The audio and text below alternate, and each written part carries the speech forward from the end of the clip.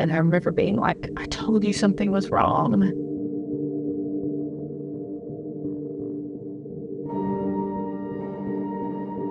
Was fear. Like, I was just really scared for him. I was just really worried to know what actually happened.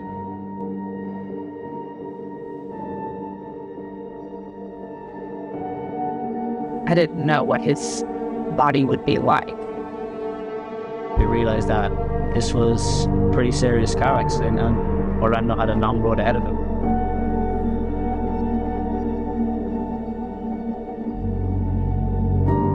In a blink of an eye, it could be all gone. Like, we never knew if Orlando was going to make it. We didn't know if he was going to make full recovery to be on the pitch again.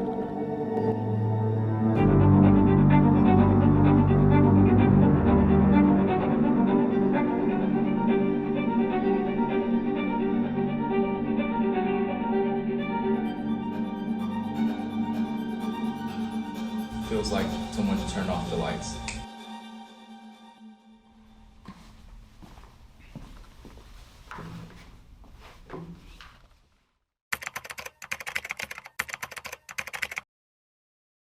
It was at a young age where I made the decision to come to the United States.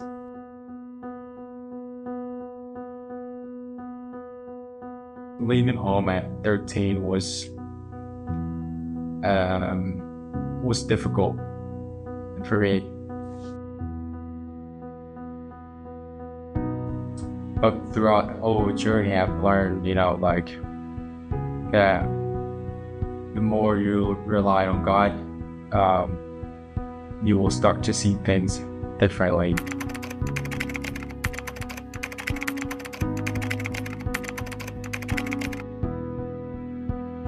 I met him and we had prayed about it for a long time, and I thought, It seemed like he was the right one. I'm extremely blessed from where I'm at right now. I was blessed with a second family. I was able to find a second family here.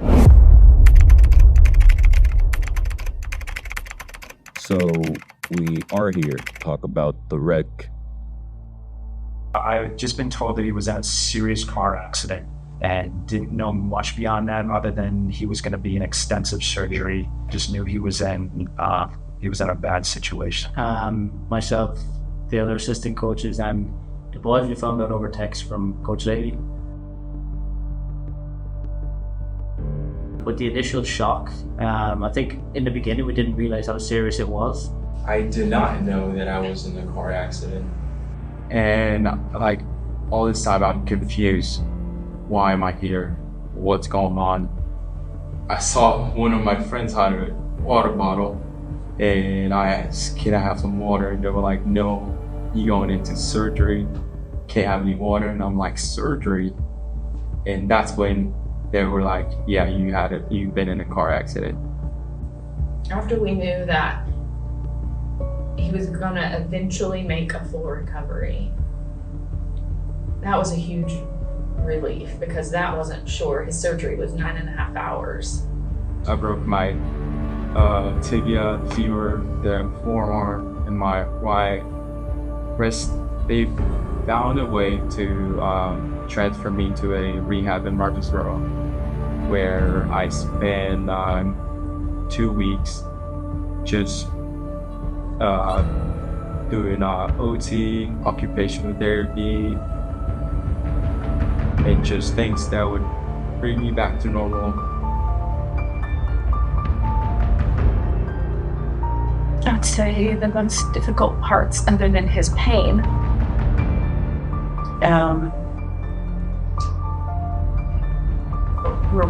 it was hard to watch him process all that he was going through. My biggest fear was will I be able to play again? So we played that whole spring season for him. We just dedicated it to him because he was our brother, and we wanted him there as much as he wanted to be there. And then he just asked me, he was like, am I still on the team? And I was like, well, yeah, absolutely, you're still on the team. And he's like, I'm gonna come back and play. And I was like, let's go for it. I just remember like looking on that he was always out there at practice. He was on the sideline, you know, doing his rehab. I went from not being able to pick anything to being fully back on the field.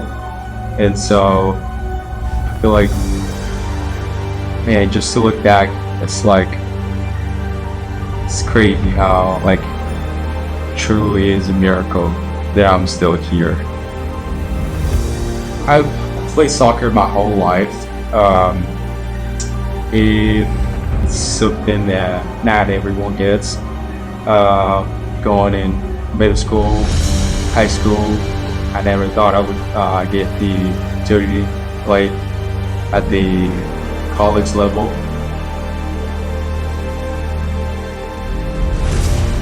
It was really great. I mean, it was more than just being able to see him play soccer.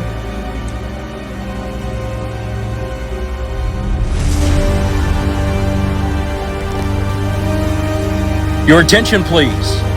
Now entering the game for Trevecca, number 15, Orlando Jerez. This, ladies and gentlemen, is his first action after a devastating car accident, an accident that not only threatened his ever playing soccer again, but also threatened his very life. This is a great result. Easy to say, don't give up, but it's actually harder to apply it into yourself. What I did to motivate me to come back, to be back in the field was like, man, work hard, but more than that, I have a verse that I lean on all the time when things are hard, where it says, seek as the kingdom of heaven first, and everything will be added. I got told myself, come on, man, you have, God is not done with you. You know, God is not done with you.